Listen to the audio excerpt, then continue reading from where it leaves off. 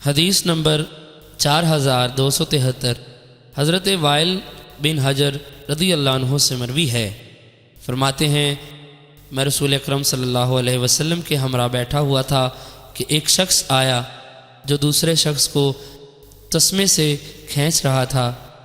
اس نے عرض کیا یا رسول اللہ، اس نے میرے بھائی کو قتل کیا ہے۔ رسول اکرم صلی اللہ علیہ وسلم نے پوچھا کیا تم نے قتل کیا ہے؟ اس پہلے شخص نے کہا اگر یہ اقرار نہیں کرے گا تو میں اس کے خلاف گواہ قائم کروں گا۔ اس دوسرے نے کہا ہاں میں نے قتل کیا ہے۔ آپ نے پوچھا تم نے اس کو کس طرح قتل کیا؟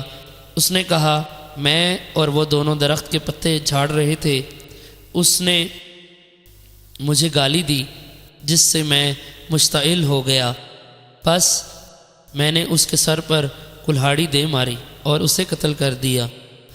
نبی اکرم صلی اللہ علیہ وسلم نے پوچھا کیا تیرے پاس کوئی مال ہے جو اسے اپنے نفس کے بدلے میں دے دے؟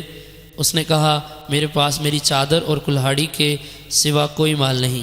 آپ صلی اللہ علیہ وسلم نے فرمایا تمہارا کیا خیال ہے، تمہاری قوم تجھے چھڑائے گی؟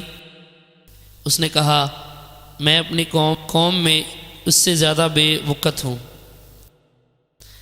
اس پر نبی اکرم صلی اللہ علیہ وسلم نے وہ تسمہ اس شخص کو مقتول کے ولی کی طرف پھینک دیا اور فرمایا اس کو لے جاؤ، اور اس کو لے کر جانے لگا، اور جب پیٹھ پھیر لی تو رسول اکرم صلی اللہ علیہ وسلم نے فرمایا اس نے اس کو قتل کیا تو یہ بھی اس کی مثل ہو جائے گا۔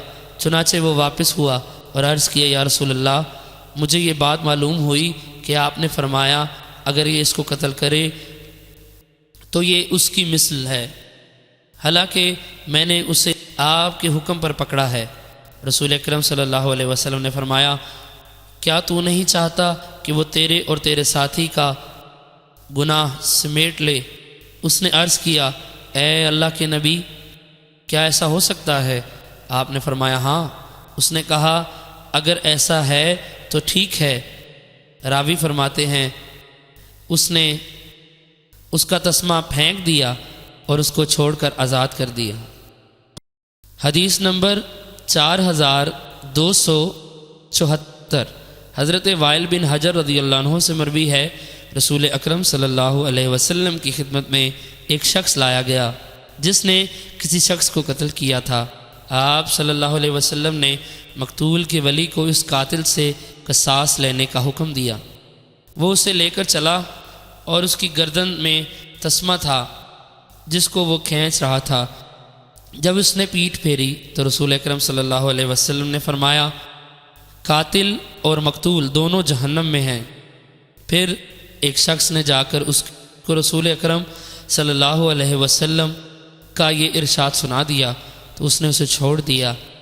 اسماعیل بن سالم کہتے ہیں میں نے یہ حدیث حبیب بن ثابت کو سنائی تو انہوں نے کہا مجھے یہ حدیث ابن اشوا نے سنائی ہے کہ نبی اکرم صلی اللہ علیہ وسلم نے مقتول کے وارث سے خون معاف کرنے کے لیے کہا تھا اور اس نے انکار کر دیا تھا۔